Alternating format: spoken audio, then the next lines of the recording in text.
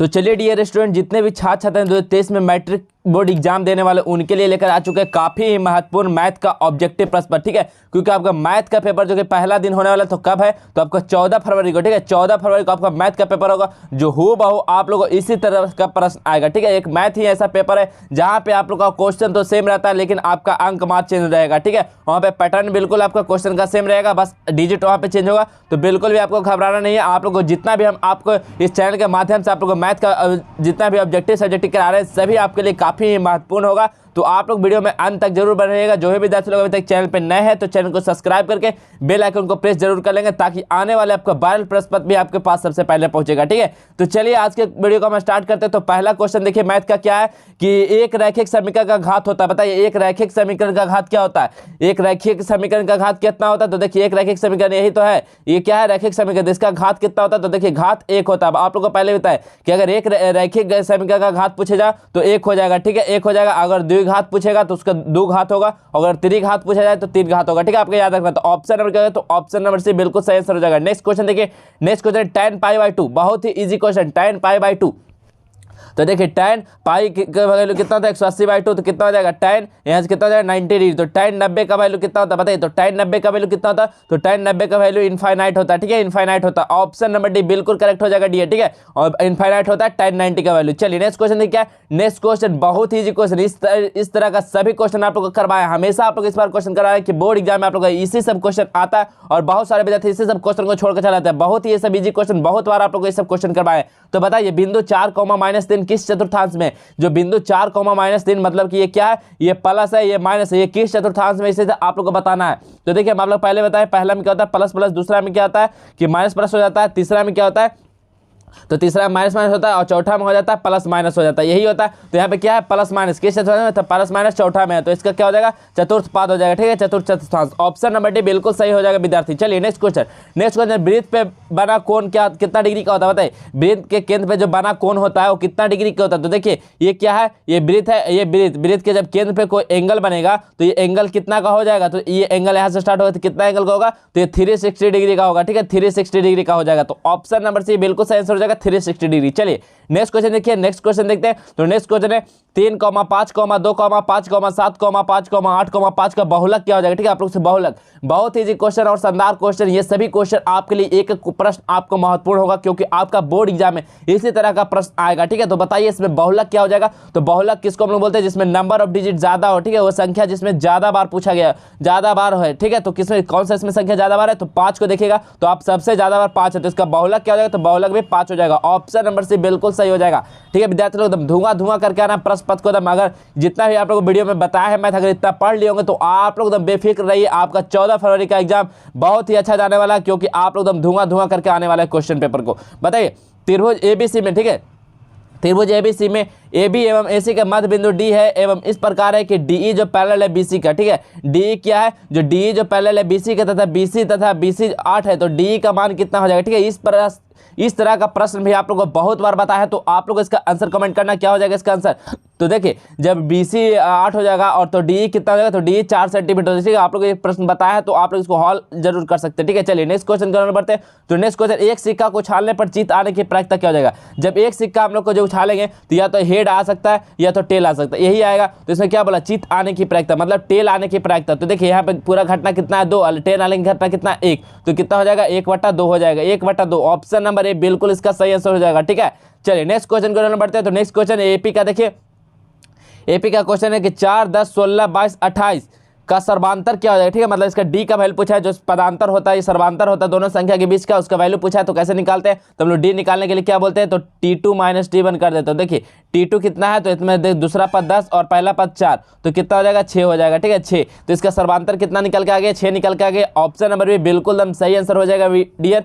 चलिए next question देखिए, next question बहुत ही शानदार एवं लाजवाब क्वेश्चन देखिए आ चुका है कि 2 समरूप त्रिभुज के संगत भुजा, ठीक है, कोई 2 समरूप त्रिभुज है, उसका संगत भुजा का अनुपात 4:9 है, तब उनके क्षेत्रफल का अनुपात। ये क्वेश्चन आप लोगों को बिल्कुल हमेशा एग्जाम में पूछा है, तो आपको याद रखना है कि अगर उसका संगत भुजा का अनुपात इतना है और आपसे अगर क्षेत्रफल पूछता है तो क्या करना है कि दोनों का स्क्वायर कर देना। बहुत ही शॉर्ट ट्रिक, क्या करना है? दोनों का स्क्वायर कर देंगे, उसका संगत भुजा का क्षेत्रफल निकल के आ जाएगा। तो देखिए 4 का स्क्वायर कितना हो जाएगा? 16 और 9 का स्क्वायर कितना हो जाएगा? 81, ठीक है। ये ट्रिक आपको याद रखना है, अगर उसका क्षेत्रफल पूछेगा तो स्क्वायर कर देना है दोनों का, ठीक है।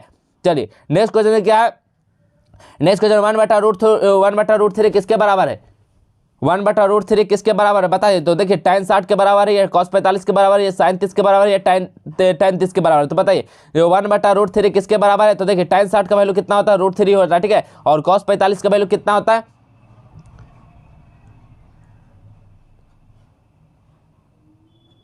तो cos 45 का वैल्यू कितना होता है? तो cos 45 का वैल्यू कितना होता है डियर?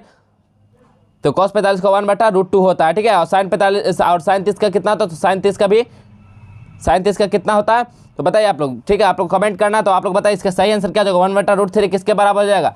तो बताइए sin 30 का वैल्यू कितना हो जाता है? तो sin 30 का वैल्यू 1/2 हो जाता है, ठीक है। sin 30 का वैल्यू 1/2 होता है। और देखिए, और इसका देखिएगा तो cos 45 का वैल्यू 1/√2 होता है। और देखिए tan 60 का वैल्यू कितना होता है? √3 होता है। तो 1/√3 किसका होता है? तो tan 30 का होता है। tan 30 का कितना होता है? 1/√3 होता है, ठीक है। तो ऑप्शन नंबर क्या है? ऑप्शन नंबर डी बिल्कुल सही आंसर हो जाएगा। 1/√3 किसके बराबर होता है? tan 30 के बराबर होता है। चलिए नेक्स्ट क्वेश्चन देखिए क्या है। नेक्स्ट क्वेश्चन देखिए बहुत ही ईजी और शानदार क्वेश्चन, जो आपका बोर्ड एग्जाम में हमेशा इस आपको बता दें कि मैथ एक ऐसा ही पेपर है जो हमेशा आप लोग को इसी प्रकार का प्रश्न आएगा। जो ये अंक आपको दिख रहा है बिल्कुल आपका अलग होगा, लेकिन आपका प्रश्न सेम होगा। आपको हो सकता तो अंक भी आपको सेम मिलेगा, ठीक है। क्योंकि आप लोग के लिए सब वायरल प्रश्न साबित होगा, इसलिए हम आप लोग को जो मोस्ट VVI क्वेश्चन करवाते हैं, ठीक है। तो बताइए इसका क्या हो जाएगा। बिंदु 2,3 एवं -2,3 के बीच की दूरी क्या हो जाएगी? जो बिंदु 2,3 एवं -2,3 है, इसका बीच की दूरी के लिए आपका फॉर्मूला क्या होता है? तो बताइए क्या होता है। तो अंडर रूट क्या हो जाता है? x2 - x1 हम लोग करते हैं, या तो आप लोग x1 - x2 भी कर सकते हैं, ठीक है। तो यहाँ पे देखिए x1 - x2 के होल स्क्वायर कर देते हैं, प्लस y1 - y2 के होल स्क्वायर, ठीक है। यही होता है बीच की दूरी का फॉर्मूला। तो देखिए x1 कितना है इसमें?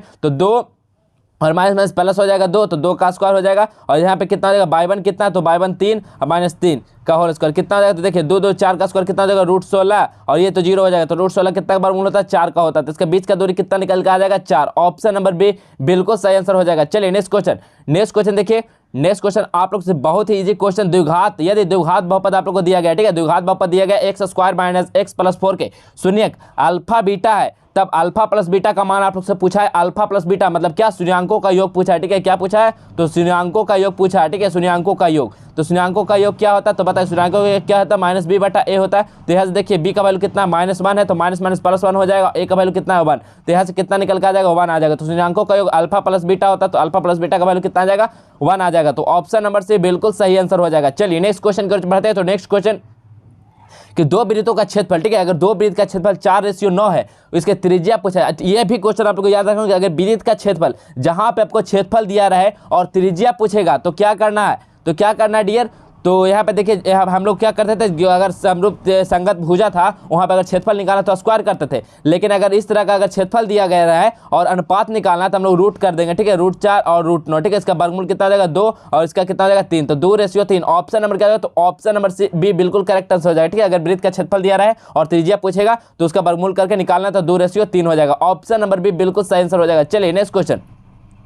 नेक्स्ट क्वेश्चन, sec² θ - 1 का वैल्यू कितना होता है? sec² θ आपसे डायरेक्ट फार्मूला पूछा गया, इसलिए बोलते हैं कि फार्मूला आपको याद रखना काफी जरूरी होता है। तो देखिए sec² θ का वैल्यू देखिए साइन कितना होता है? तो साइन होता है 1 - cos² θ होता है, ठीक है। और कॉट कितना होता है? तो 1 - कितना होता है? कॉट का बताइए आप लोग, कॉट का कितना होता है? तो कॉट का क्या होता है? तो 1 - cos² θ हो जाता है, ठीक है। और cos का क्या होता है? 1 - cot² θ हो जाता है। लेकिन यहाँ पे देखिए tan² θ का वैल्यू कितना होता है? तो tan² θ इक्वल टू हो जाता है, और tan² θ इक्वल टू क्या होता है? तो sec² θ, ठीक है। sec² θ -1 होता है। तो इसका करेक्ट आंसर क्या हो जाएगा? तो ऑप्शन नंबर सी tan² θ का फॉर्मूला होता है sec² θ -1, ठीक है। तो ऑप्शन नंबर सी बिल्कुल इसका सही आंसर हो जाएगा tan²θ। चलिए नेक्स्ट क्वेश्चन देखिए, यदि ई कोई घटना तथा PE प्लस PE डैश का मान क्या हो जाएगा, ठीक है। यदि कोई ई क्या है? घटना है, तो देखिए आपका फॉर्मूला ये भी है, PE मतलब प्रोबेबिलिटी होने की घटना और नहीं होने की घटना, ठीक है। PE डैश, ठीक है।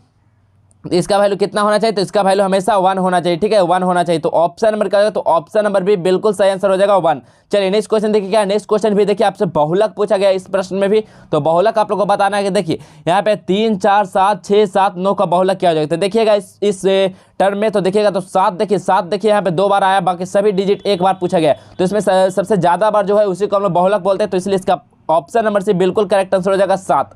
चलिए नेक्स्ट क्वेश्चन देखिए, जब एपी के प्रथम पद 2, ठीक है, कोई एपी है, ठीक है, एपी का जो प्रथम पद क्या है, मतलब ए जो है वो कितना है, 2 है, और इसका सर्वांतर कितना है, डी जो है वो 3 है। तो एपी का 3 पद आप लोग लिखना है। तो देखिए जब पहला पद 2 है और डी हम लोग क्या करते हैं, दूसरा पद में से पहला पद को घटाते हैं, तो जब इसमें हम लोग 3 को ऐड करेंगे तो क्या हो जाएगा, तो 5 हो जाएगा। फिर 3 जब इसमें ऐड करेंगे तो 8 हो जाएगा। तो देखिए दोनों को जब घटाइएगा तो डी का वैल्यू हम लोग को 3 निकलेगा, पहला पद 2 है ही, तो इसका एपी क्या निकल के आ जाएगा, तो एपी निकल के आ जाएगा 2 5 8। 3 पद आपने से पूछा तो 2 5 8, ऑप्शन नंबर बी बिल्कुल सही आंसर हो जाएगा। चलिए नेक्स्ट क्वेश्चन, नेक्स्ट क्वेश्चन को हम लोग पढ़ते हैं। तो नेक्स्ट क्वेश्चन देखिए कि साइन पाई बाई 4, ठीक है, sine pi by 4 minus cos pi by 4 का मान क्या था, ठीक है, साइन पाई बाई 4, ठीक है, पाई बाई 4 मतलब कितना है, पाई का वैल्यू 180, 4 से डिवाइड कीजिएगा तो कितना आ जाएगा, 45 डिग्री, ठीक है, 45 डिग्री। तो देखो साइन 45, ठीक है, साइन 45 माइनस कॉस 45 का वैल्यू कितना हो जाएगा, ठीक है आप लोग, तो साइन 45 का वैल्यू कितना होता है, तो आप लोग बता दें साइन 45 कितना होता है, तो 1/√2 होता है, माइनस 1/√2 कितना हो जाएगा, कैंसिल आउट कितना बचेगा, 0 हो जाएगा, ठीक है, 0। ऑप्शन नंबर बी बिल्कुल इसका सही आंसर हो जाएगा, ठीक है, 0।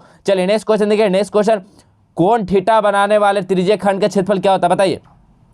जो थीटा कोण बनाने वाले त्रिज्यीय खंड का क्षेत्रफल क्या होता है, फार्मूला पूछा गया, तो आप लोगों का फार्मूला सभी याद रखना आपके लिए काफी जरूरी है, क्योंकि आप लोग का 14 फरवरी को जो एग्जाम होगा तो सभी विद्यार्थी से रिक्वेस्ट है कि आप लोग फार्मूला को अपने मुंह पर जरूर याद रखेंगे, क्योंकि आप लोग को बोर्ड एग्जाम जो मैट्रिक होता है उसमें ज्यादातर आपको ऑब्जेक्टिव में फार्मूला ही पूछा जाता है। तो बताइए थीटा वाले त्रिज्यीय खंड का क्षेत्रफल क्या हो जाएगा, तो थीटा वाले त्रिज्यीय खंड का क्षेत्रफल हम लोग क्या होता है, फार्मूला थीटा होता है 360 degree into pi r square होता है, ठीक है, इंटू क्या होता है, pi r square. Option number क्या हो जाएगा, तो ऑप्शन नंबर डी बिल्कुल इसका सही आंसर हो जाएगा। चलिए नेक्स्ट क्वेश्चन, नेक्स्ट क्वेश्चन देखिए क्या है, द्विघात समीकरण दिया गया, ठीक है, द्विघात समीकरण क्या है, 2x square minus 4x plus 3 equal to 0 का विवेचक आप लोग से पूछा गया, ठीक है, विवेचक का फॉर्मूला क्या होता है, तो d इक्वल टू क्या होता है, b स्क्वायर माइनस 4ac। आपका बोर्ड एग्जाम में जो रहता है 10th का, उसमें आप लोग फॉर्मूला बेस क्वेश्चन ही पूछा जाता है। तो देखिए तो b का वैल्यू यहाँ से निकालेंगे तो b कितना है, -4 का स्क्वायर कर लेंगे, -4, ए का वैल्यू देखिएगा तो 2 है और सी का वैल्यू कितना है, तो 3 है। तो यहाँ से देखिए -4 का स्क्वायर करेंगे तो कितना जाएगा, 16। यहाँ से देखिए क्या हो जाएगा, 4 × 12 = 24। जब 16 से हम लोग 24 घटाएंगे तो कितना बचेगा, -8। तो इसका विवेचक कितना हो जाएगा, -8। ऑप्शन नंबर सी बिल्कुल सही आंसर हो जाएगा, -8। चलिए नेक्स्ट क्वेश्चन देखिए, निम्न में कौन सा परिमेय संख्या है, ठीक है, परिमेय संख्या आप लोग से परिमेय संख्या नहीं पूछा गया, आप लोग से पूछा गया कि इसमें से जो ऑप्शन में दिया गया इसमें से कौन सा संख्या है जो परिमेय संख्या है। तो पाई क्या है, तो पाई का वैल्यू कितना था, 22/7। ये क्या है, ये भी अपरिमेय संख्या है। √7 देखिए √7 का भी कोई वर्गमूल नहीं होता, इसलिए क्या है, ये भी अपरिमेय संख्या ही है। देखिए 3√3/2 क्या है, ये भी अपरिमेय संख्या है। तो ऑप्शन नंबर सी को आप लोग देखिएगा तो देखिए √16/√25, √16 का वर्गमूल होता है 4 और √25 का वर्गमूल कितना होता है, 5 होता है। तो 4/5 क्या है, ये एक परिमेय संख्या है जो रूट से बाहर आ गया। तो ऑप्शन नंबर सी बिल्कुल इसका सही आंसर हो जाएगा। चलिए नेक्स्ट क्वेश्चन देखिए, यदि किसी द्विघात बहुपद, ठीक है, कोई द्विघात बहुपद है जो कि x square minus 2x plus 5 = 0 के मूल अल्फा बीटा हो, तो अल्फा प्लस बीटा का मान पूछा। देखिए अल्फा प्लस बीटा भी ये क्वेश्चन बताया कि आप लोग से पूछा गया शून्यांकों का योग। अल्फा प्लस बीटा क्या होता है, तो शून्यांकों का योग होता है। अल्फा इंटू बीटा क्या होता है, शून्यांकों का गुणनफल होता है। तो ये दोनों में से कुछ भी पूछा जाए आप लोग को याद रखना कि अल्फा प्लस बीटा शून्यांकों का योग ही होता है। तो शून्यांकों का योग अल्फा प्लस बीटा का फॉर्मूला क्या होता है, तो -b/a होता है। तो b का वैल्यू देखिएगा आप इक्वेशन में तो कितना जाएगा, -2 और एक माइनस पहले से, ठीक है, -2 और a का वैल्यू कितना है, 1 है। तो देखिए माइनस माइनस कितना हो जाएगा, +2/1, 2/1 को हम लोग क्या लिख सकते हैं, 2 लिख सकते हैं। तो ऑप्शन नंबर क्या हो जाएगा, ऑप्शन नंबर बी बिल्कुल सही आंसर हो जाएगा, 2 हो जाएगा। चलिए नेक्स्ट क्वेश्चन, नेक्स्ट क्वेश्चन है कि यदि एपी का प्रथम पद, ठीक है, कोई एपी है उसका प्रथम पद ए है और उसका सर्वांतर कितना है, तो सर्वांतर डी है, ठीक है। तो एनवा पद निम्नलिखित में से कौन सा हो जाएगा। देखिए आप लोग से फार्मूला आप लोग हमेशा बोलते हैं फार्मूला पूछा जाता है, तो एनवा पद पूछा गया तो एनवा पद के लिए क्या होता है, फार्मूला a + n - 1 × d होता है। यही होता है a + n - 1 × d। तो ऑप्शन नंबर देखिए, ऑप्शन नंबर बी में आप लोग को दिख रहा होगा a + n - 1 × d। तो बिल्कुल करेक्ट आंसर हो जाएगा ऑप्शन नंबर बी, ठीक है विद्यार्थी लोग। आप लोग वीडियो में अंत तक जरूर बने रहेगा, आप लोग को परीक्षा में धुआं प्रश्न पत्र को करके आना, ठीक है। आप लोग को जितना भी शानदार क्वेश्चन बता रहे हैं आपके लिए काफी लाजवाब क्वेश्चन जो सीधा आपका बोर्ड एग्जाम में आएगा और आप लोग इसको आसानी से हल करके आएंगे, ठीक है। बताइए दो समरूप, ठीक है, दो समरूप त्रिभुज की भुजा, कोई दो समरूप है उसका त्रिभुज का जो भुजा है वो 4:9 है। तो इन त्रिभुज के क्षेत्रफल का अनुपात अभी बताएं आप लोग से, जहां भी आप लोग का क्षेत्रफल पूछा जाए, ठीक है, आपका भुजा दिया रहा है त्रिज्या त्रिभुज का और आपसे क्षेत्रफल पूछा जाए तो आप लोग जो भी रेशियो दिया हुआ रहेगा इसका क्या करना है, तो दोनों का स्क्वायर कर देना है, ठीक है, दोनों का स्क्वायर कर देना। 4 का स्क्वायर 16, 9 का स्क्वायर 81। देखिए ऑप्शन नंबर सी बिल्कुल सही आंसर आ गया। अगर आप जहां पे भी आपका वृत्त का क्वेश्चन है कि आपका वहां पे क्षेत्रफल दिया गया और त्रिज्या निकालना हो तो वहां पे क्या करेंगे, रूट कर लेंगे, ठीक है, रूट कर लेंगे दोनों का, ठीक है, तो वहां पे आ जाएगा आपका आंसर, ठीक है। तो आपका बहुत ही शॉर्ट ट्रिक, आपको इससे आसानी से कर सकते हैं बिना कुछ सॉल्व किए। चलिए नेक्स्ट क्वेश्चन को चलते हैं। नेक्स्ट क्वेश्चन, किसी वृत्त के बाह्य बिंदु P, ठीक है, कोई एक वृत्त है देखिए कोई एक वृत्त है, इसका बाह्य बिंदु पी है, ठीक है, ये बाह्य बिंदु पी है, से पी ए स्पर्श करते हैं, ठीक है, पी ए और पी बी, ठीक है, ये ए रख दिए, पी बी खींचेंगे। याद है कि पी ए जो 8 है, ठीक है, पी ए 8 है तो पी बी कितना हो जाएगा, तो पी बी आप लोग से पूछा गया, पी ए जब 8 हो जाएगा तो पी बी कितना हो, तो पी बी भी 8 हो जाएगा। तो ऑप्शन नंबर क्या, तो ऑप्शन नंबर डी बिल्कुल सही आंसर हो जाएगा। चलिए नेक्स्ट क्वेश्चन देखिए, 1 + tan स्क्वायर थीटा क्या होता है, 1 + tan स्क्वायर थीटा क्या होता है, आप लोग से पूछा गया 1 + tan स्क्वायर थीटा क्या होता है। तो आप लोग को हम अभी बताएं क्या होता है, tan square theta equal to क्या फॉर्मूला होता है, सेक स्क्वायर थीटा -1 होता है। जब -1 को इधर लाएंगे तो क्या हो जाएगा, तो tan square theta + 1 equal to क्या हो जाएगा, सेक स्क्वायर थीटा। तो आप लोग यहाँ पे वही तो दिया गया 1 + tan स्क्वायर थीटा क्या हो जाएगा, सेक स्क्वायर थीटा हो जाएगा। तो ऑप्शन नंबर क्या हो जाएगा, तो ऑप्शन नंबर बिल्कुल सही आंसर हो जाएगा, सेक स्क्वायर थीटा। चलिए नेक्स्ट क्वेश्चन। नेक्स्ट क्वेश्चन है कि एक सिक्का को उछालने पर चित आने की प्रायिकता, जब एक सिक्का को उछालेंगे तो हेड या टेल आएगा। तो देखिए ये दोनों कितना है, तो टेल की चित आने की प्रायिकता तो 1 और टोटल कितना घटना है 2, तो 1/2 हो जाएगा, बिल्कुल सही आंसर ऑप्शन नंबर सी बिल्कुल सही हो जाएगा। चलिए नेक्स्ट क्वेश्चन देखते हैं। तो नेक्स्ट क्वेश्चन 2 5 7 3 3 6 का बहुलक, ठीक है, 2 3 5 7 6 3 3 6 का बहुलक क्या हो जाएगा, तो सबसे ज्यादा बार देखिए 3 है, तो ऑप्शन नंबर बी सही हो जाएगा 3, ठीक है, इसका बहुलक क्या हो जाएगा 3 हो जाएगा। चलिए नेक्स्ट क्वेश्चन देखते हैं। तो नेक्स्ट क्वेश्चन बिंदु जो है वो -1,3, ठीक है, बिंदु दिया गया -1,3 और -5,7 के बीच की दूरी आप लोग से पूछा गया, तो कितना हो जाएगा। तो देखिए इसका बीच की दूरी के लिए अभी आप लोग को फॉर्मूला बताएं क्या होता है, x1 - x2 का whole square plus y1 - y2 का होल स्क्वायर। देखिए ये क्वेश्चन आप लोग अभी करवाएं, ये सारा क्वेश्चन आप लोग का जो प्रीवियस ईयर पूछा गया है और ये सभी क्वेश्चन आपका रिपीटेड क्वेश्चन है, इसलिए आप लोग को बार बार ये दिख रहा होगा, ठीक है। तो ये सभी क्वेश्चन को जरूर एग्जाम हॉल में जाने से पहले आप लोग सॉल्व करके और पढ़ के जाएंगे, ताकि आप लोग को इस बार भी आपका रिपीट क्वेश्चन आए तो आप लोग आसानी से कर पाएंगे। और आप लोग को तो पता होगा कि मैथ एक ऐसा पेपर है जहां पे आप लोग का पैटर्न बिल्कुल आपका सेम रहेगा, बस आपका अंक चेंज होगा। ये दूरी से क्या, ये क्वेश्चन दूरी से पूछा गया तो क्या यहाँ पे ये दूरी की जगह कुछ और हो जाएगा, नहीं, ये तो दूरी का ही पूछेगा, लेकिन यहाँ पे सिर्फ चेंज होगा। तो इसी तरह का आपको ध्यान रखना होगा। तो इसी प्रकार आप लोग इस फॉर्मूला में रखेंगे तो आपका आंसर आ जाएगा 4√2 यूनिट, ठीक है, ऑप्शन नंबर ए बिल्कुल सही हो जाएगा। चलिए नेक्स्ट क्वेश्चन। नेक्स्ट क्वेश्चन देखिए क्या है, द्विघात समीकरण, ठीक है, आपको दिया गया द्विघात समीकरण x² + 2x - 3 = 0 के मूलों का योग आप लोग से पूछा गया, ठीक है, आपका द्विघात समीकरण दिया गया है, उसके मूलों का योग पूछा है। तो मूलों का योग क्या होता है, तो अल्फा + बीटा क्या होता है, तो -b/a होता है, ठीक है, -b/a देखिएगा। तो यहाँ पे माइनस फॉर्मूला में है और b का वैल्यू 2 है और a का वैल्यू कितना है 1 है, तो -2 इसका बिल्कुल सही आंसर हो जाएगा। तो ऑप्शन नंबर क्या हो जाएगा, तो मूलों का योग -2 हो जाएगा, ऑप्शन नंबर बिल्कुल सही आंसर हो जाएगा। चलिए नेक्स्ट क्वेश्चन देखते हैं। तो नेक्स्ट क्वेश्चन देखिए क्या, यदि बहुपद इतना दिया गया और अल्फा बीटा हो तो अल्फा × बीटा का मान, मतलब क्या, शून्याङ्कों का योगफल पूछा गया। आप लोग हमेशा बोलते हैं शून्याङ्कों का योग या तो शून्याङ्कों का योगफल, यही तो पूछेगा आपसे। तो शून्याङ्कों का योगफल क्या होता है, तो देखिए शून्याङ्कों का योगफल क्या होता है, शून्याङ्कों का योगफल होता है c/a होता है, c/a होता है। तो c का वैल्यू कितना है 10 और a का वैल्यू कितना है 1, तो यहाँ से कितना हो जाएगा वैल्यू, तो अल्फा × बीटा का वैल्यू हम लोग को निकल कर आ जाएगा 10। ऑप्शन नंबर किस में है, तो ऑप्शन नंबर है देखिए 10 बिल्कुल सही आंसर हो जाएगा। इसी प्रकार का आप लोग का ऑब्जेक्टिव प्रश्न में रहेगा, ठीक है। चलिए नेक्स्ट क्वेश्चन को हम चाहते हैं। नेक्स्ट क्वेश्चन देखिए, चरों के आरोही एवं अवरोही क्रम में रखने पर बीच वाले चर का मान क्या कहलाएगा, ठीक है। यदि हम लोग चर को आरोही या अवरोही क्रम में रखेंगे तो रखने पर जो बीच वाले के जो मान क्या कहलाएगा, तो माध्यिका कहलाता है, ठीक है। आप लोग देखें वो कोई संख्या लिखा रह जाएगा 31 38 32 39 इस तरह का आपका लिखा गया, ठीक है। तो आप लोग इसको हम लोग आरोही या अवरोही क्रम में करते हैं। तो देखिए हम लोग 31 32 यहाँ पे फिर कर देते हैं 38 फिर 39, ठीक है। तो यहाँ पे देखिए क्या हो जाएगा, जो बीच वाला संख्या हो जाएगा, मान लेते हैं 40 भी है, ठीक है। तो बीच वाला संख्या क्या हो जाएगा, तो ये देखिए इसको हम लोग अवरोही या आरोही क्रम में किसको निकालते हैं करके, तो यहाँ पे माध्यिका को निकालते हैं। जो बीच वाला संख्या क्या होता है, माध्यिका हो जाता है, इसलिए इसको हम लोग बोलेंगे माध्यिका हम लोग निकालते हैं आरोही या अवरोही क्रम के बीच में करके, ठीक है। तो ऑप्शन नंबर बी सही हो जाएगा। चलिए √5 एक क्या है, तो √5 एक क्या है बताइए आप लोग, √5 क्या है, तो √5 आप लोग को पता होगा कि √5 एक अपरिमेय संख्या, ठीक है, अपरिमेय संख्या। बहुत ही लाजवाब और शानदार क्वेश्चन, ऑप्शन नंबर बी बिल्कुल सही आंसर हो जाएगा। और सब्जेक्टिव में भी आएगा कि √5 एक अपरिमेय संख्या है, सिद्ध करें, ठीक है। तो आप लोग इसका भी सब्जेक्टिव क्वेश्चन बताया गया, तो आप लोग उसको जरूर पढ़ लेंगे। चलिए नेक्स्ट क्वेश्चन को चलते हैं। नेक्स्ट क्वेश्चन देखिए, बिंदु 4,5 की दूरी मूल बिंदु से क्या हो जाएगी, ठीक है। आप लोग से पूछा गया कि बिंदु जो 4,5 की दूरी मूल बिंदु से क्या होगी, तो मूल बिंदु के लिए जब फॉर्मूला बताए थे बीच का दूरी का क्या हो जाएगा, तो क्या हो जाएगा, तो मूल बिंदु से बीच की दूरी निकालने के लिए फॉर्मूला होता है x² + y² होता है, ठीक, क्या होता है x² + y। x² देखिए 4 का स्क्वायर करेंगे तो 16, 5 का स्क्वायर कितना हो जाएगा 25, 16 25 कितना हो जाएगा जोड़िएगा तो बताइए रूट कितना हो जाएगा, तो √41 हो जाएगा, √41। ऑप्शन नंबर क्या हो जाएगा, तो ऑप्शन नंबर है देखिए बिल्कुल सही आंसर हो जाएगा √41। चलिए नेक्स्ट क्वेश्चन देखिए क्या है कि बाह्य बिंदु से वृत्त पर खींची गई स्पर्श रेखा की लंबाई क्या होती है। अभी आप लोगों को क्वेश्चन बताया कि एक वृत्त है जो बाह्य बिंदु कितना है P है और PA का जो 8 था तो PB का आप लोग से पूछा गया था कि ठीक है PB पूछा गया। तो यही कंडीशन यहाँ पे कि बाह्य बिंदु से अगर वृत्त पर खींची गई स्पर्श रेखा की लंबाई क्या होती है, तो दोनों समान होती है। अगर ये 8 है तो ये भी 8 ही होगा, तो क्या होती है, समान होती है। ऑप्शन नंबर बी बिल्कुल इसका सही आंसर हो जाएगा। चलिए नेक्स्ट क्वेश्चन।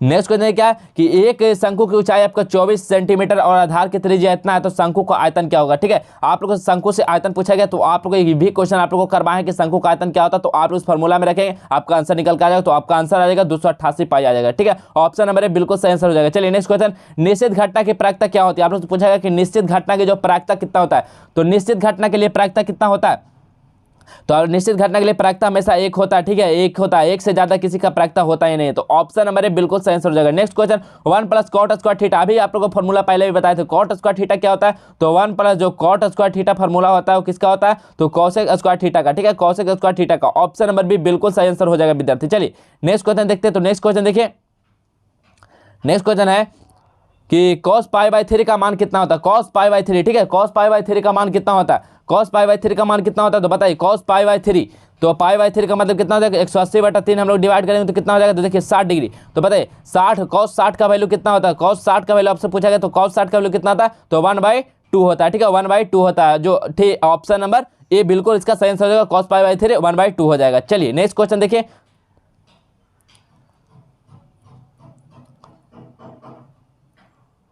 नेक्स्ट क्वेश्चन देखिए क्या है कि नेक्स्ट क्वेश्चन है कि संख्या जो है 0.32, ठीक है, उसको p/q के रूप में आप लोग को लिखा जा सकता है। ठीक है, लिखा जा सकता है, तो कितना हो जाएगा बताइए, कोई संख्या जो दिया गया है p/q के रूप में, तो p/q के रूप में हम लोग कैसे लिखेंगे, तो आप लोग तुम लोग को पहले ही बताया था क्या करेंगे हम लोग कि 0.32 है, इसको पॉइंट हटाएंगे, नीचे हम लोग 99 लिख देंगे। ठीक है, अगर दो संख्या रहे तो 99 यहाँ पे लिख देना। तो ऑप्शन नंबर क्या हो, तो ऑप्शन नंबर सी बिल्कुल सही आंसर हो जाएगा। इस प्रकार से आप लोग कर लेना। नेक्स्ट देखिए, 2 तथा 2.5 के बीच की दूरी कितने, बीच की परमेय संख्या क्या हो जाएगी, 2 तथा 2.5 के बीच की परमेय संख्या कितना हो जाती है, तो √5 होती है। ठीक है, √5 ऑप्शन नंबर भी बिल्कुल इसका सही आंसर हो जाएगा। चलिए नेक्स्ट क्वेश्चन, नेक्स्ट क्वेश्चन देखिए, नेक्स्ट क्वेश्चन है कि निम्नलिखित में कौन सा कथन सही एवं सत्य है। बताइए इसमें से जो कौन सा कथन है जो सही एवं सत्य है। पहला है कि 2 परमेय संख्या का गुणनफल हमेशा अपरमेय होता है, या एक अपरमेय एवं एक अपरमेय संख्या का गुणनफल हमेशा अपरमेय संख्या होता है, या 2 परमेय संख्याओं का जोड़ कभी अपरमेय नहीं हो सकता है, या एक पूर्णांक तथा एक परमेय संख्या को जोड़कर कभी पूर्णांक नहीं हो सकता। कौन सा इसमें से कथन सत्य है, तो देखिए जो 2 परमेय संख्या जो का गुणनफल होता है वो हमेशा क्या होता है, वो अपरमेय संख्या होता है। 2 को हम लोग कोई भी परमेय संख्या को जब गुणनफल करेंगे